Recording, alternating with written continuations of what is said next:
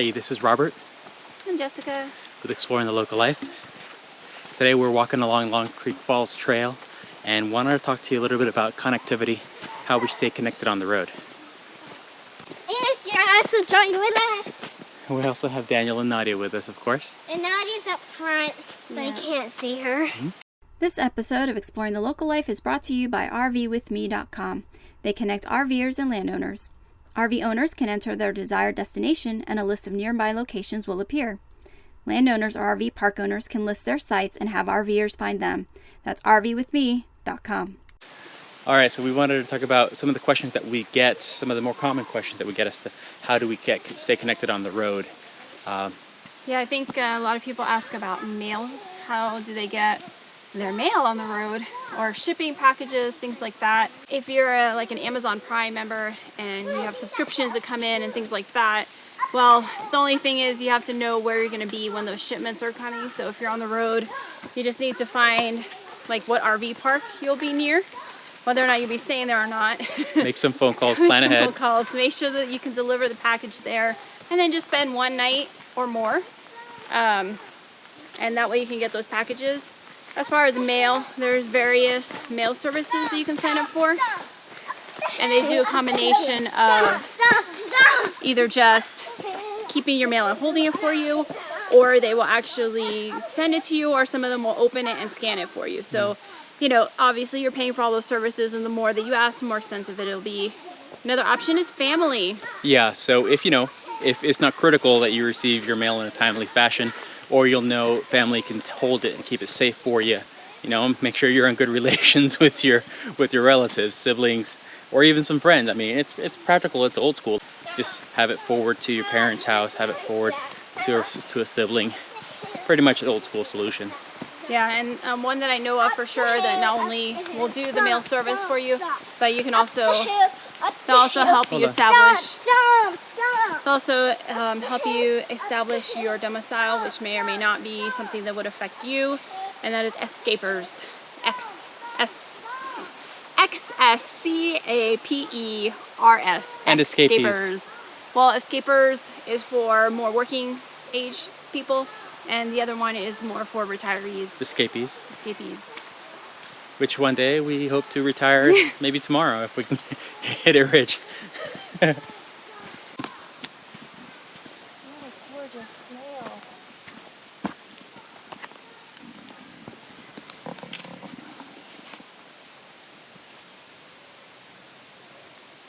Wow. Oh, it's hazy.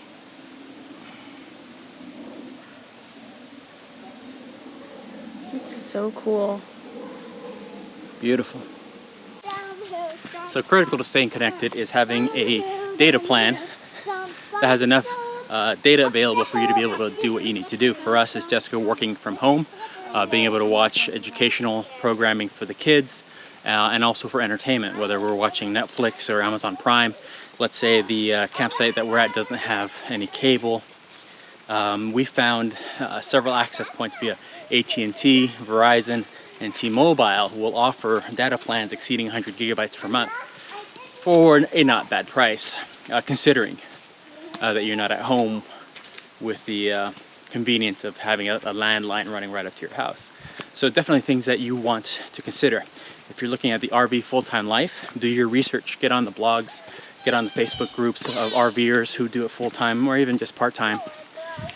And there'll be a wealth of information as far as available data plans. They're not always available for purchase 365 days a year, but every now and then the opportunity comes up for you to hook onto a 100 gigabyte, 200 gigabyte or more plan.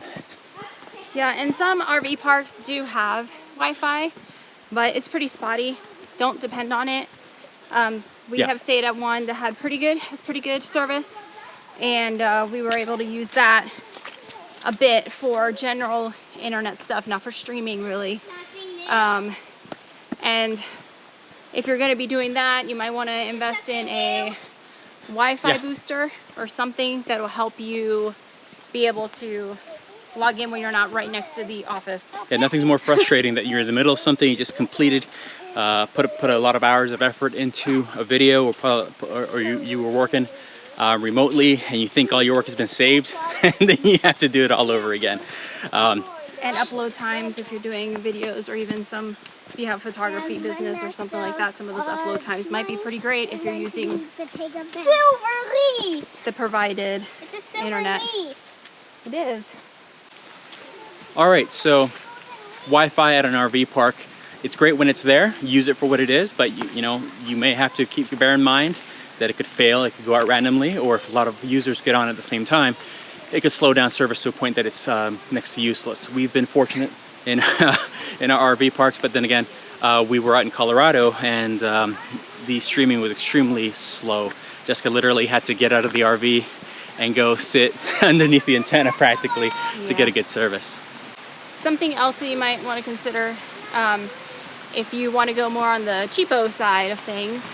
Hey, Starbucks, right? Gorilla. Get yourself a $5 latte and camp out there for a while. Yeah, take your $5 bill, light it on fire. Stop. But seriously, if you do that every day, it's still not even going to be. You can get quite a bit done for really not a lot of money. Yeah. So local Starbucks, the local Panera. Or even local, like there's a local coffee shop that we usually like to go more local. So yeah. Starbucks is a last ditch attempt at going somewhere, but anywhere that will have free Wi-Fi. Yeah, if there's a local coffee shop. Right, that's not really an option so much for us because I'm home with the kids a lot, and Robert a lot of times will be out at work, and we have one vehicle. So I can't just like go up whenever I want and sit at Starbucks for 5 hours. It just doesn't to get work done. So our situation, everyone's situation will be different. You just have to figure out what works for you. Be creative. Be creative. And also there's another RVing couple, Technomadia, I think it's. Technomadia, I believe so, yes. They have a lot of information on what internet to use, different boosters to use. They've tested them. They have a free website, and then they also have a members only portal where you get more and more information there as well. Yeah.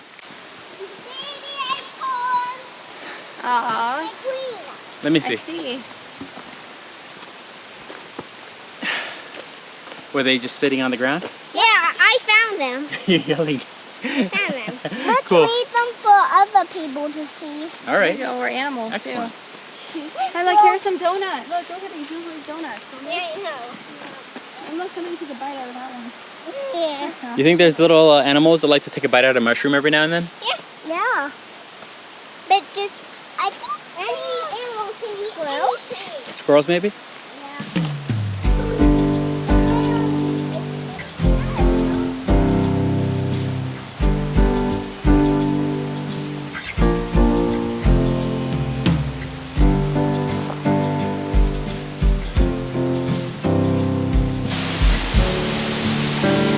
But of course, there are some places that you don't want connectivity. You don't care about the cell service or the Wi-Fi or anything like that. You just want to be out in nature.